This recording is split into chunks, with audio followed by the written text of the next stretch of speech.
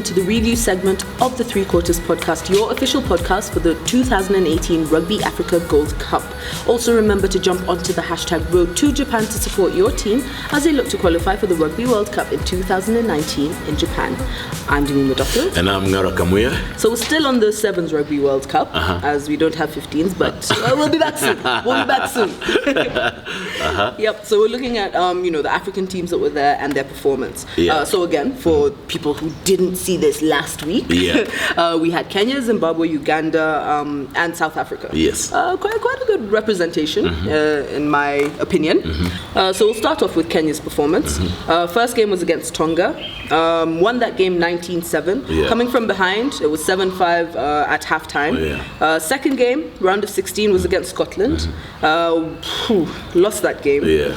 In the end, right? But I mean, the second half was just not a good half for Kenya. Yeah. So losing that game 31-26. So Scotland went on to face USA in the quarterfinals. Yeah. Then Kenya went on to play Ireland in the Challenge quarterfinals, where they lost 24-14. What do you think of Kenya's performance? I think a lot of Kenyans were disappointed. Yeah. I think even the boys themselves were disappointed. Yeah. But they're still urging each other to move on, and they know that there are other goals, there will be other games. But what would you say? It's and I think everyone was pegging or was predicting Kenya's performance based on what has happened in the previous two World Cups. In 2009, of course, they got to the semi-finals only to lose to Argentina, having beaten Fiji in the quarterfinals. In 2013, in Moscow, they lost to England in the semi-finals. So everyone was expecting that Kenya were going to go maybe a step further, match or equal the performances in 2009 and 2013, or go a step further. That didn't happen. But primarily because, if you ask me, in my opinion, it's just Kenya's preparation. There have been a lot of, and I'm sure everyone has had, there's been a lot of problems with their union. And we keep on saying on the Three Quarters podcast that if teams don't prepare well in every aspect, forget about the training aspect, but if they don't get everything well from scratch, it's going to affect their performance. And that's in my opinion, that's exactly what you see now. They had problems with their sponsors, they had problems with their unions. We had stories of the players boycotting, we had stories of the players being forced to sign an apology letter. And I can't imagine that that's good for their mental or their psychological state.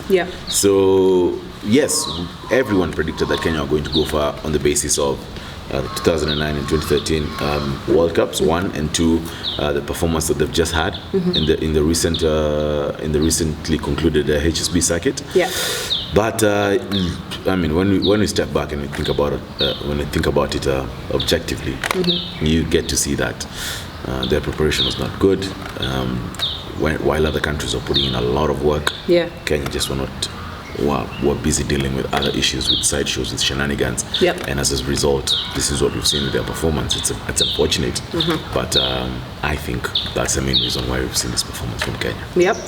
So the next African team we look at is Zimbabwe. The first game was against Wales. They lost that game 33-12. And then went on to the ball quarterfinal, where they played against Uganda and lost 24-10. And then are now playing for 21st to 24th place against Tonga.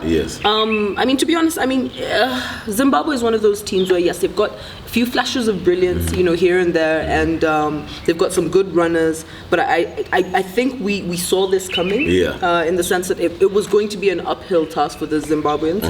Against Uganda, I feel that could have gone either way, but I think Uganda's had a little more experience, and that just showed on the day. I mean, no disrespect to Zimbabwe. First, just for making the Rugby Sevens World Cup is no mean feat. So no disrespect to Zimbabwe, but I really didn't think they were going to beat Wales. While they have the athleticism, while they have good runners, while they have guys who can flourish in the game of sevens, I think the technical aspect is what lets them down. And actually, when I see Zimbabwe and to some extent Uganda, I think about what used to happen in Kenya maybe 15 years ago. Yes, you had players with pace, you have players with the athleticism, you have players with the power, but they really don't understand the technical bit of the game. Now, in Zim, it's a mixture because, and we said it previously on this show, that Zim, I think, third to South Africa and Namibia. They're the third country in terms of technical capabilities and understanding the game of rugby from the grassroots. I think Zim are ranked third in Africa.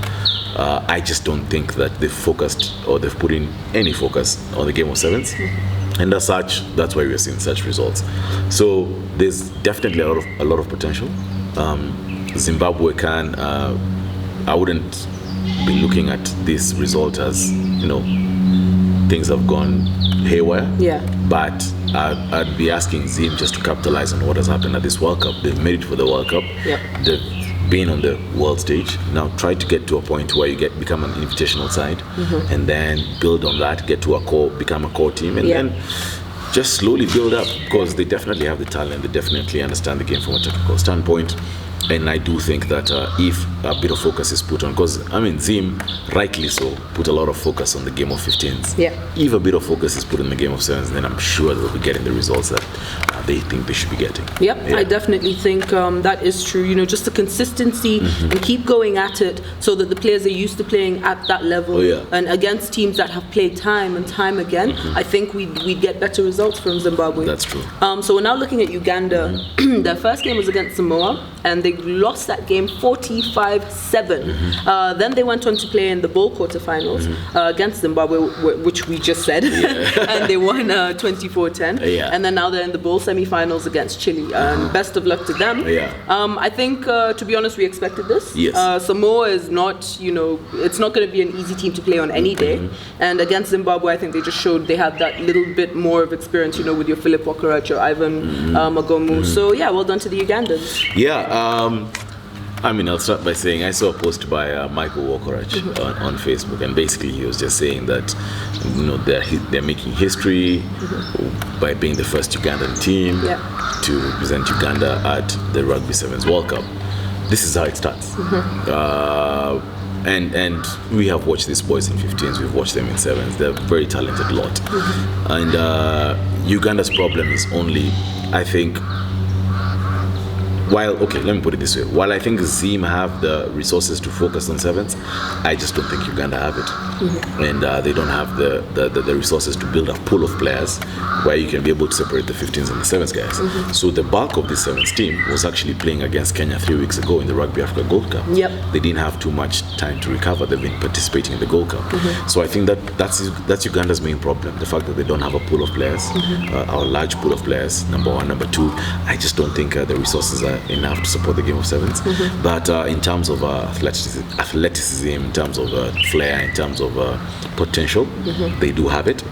And when the time comes that the Uganda Rugby Union then have enough funds, they can be able to divert a bit to the game of 7s, and they can be able to build a profile for the game of 7s. One thing we must mention is that Uganda, I think over the last 3 years, have become a very core invitational side. I don't know if that makes sense. Or regular invitational team. Yes, exactly. They've been invited to Dubai, they've been invited to Hong Kong, that's how it starts. For Kenya to become a core team, that's how it started. They started as an invitational side. So it can only get better for Uganda. Well, they didn't get the results that they might have hoped. And if we're being objective, if we're being honest with ourselves, it was going to be very tough for Uganda to achieve those results. But at the same time, they have to appreciate the fact that they've put in a lot of work to get to where they have, number one, and number two, to get recognition on the world stage. And I just think that I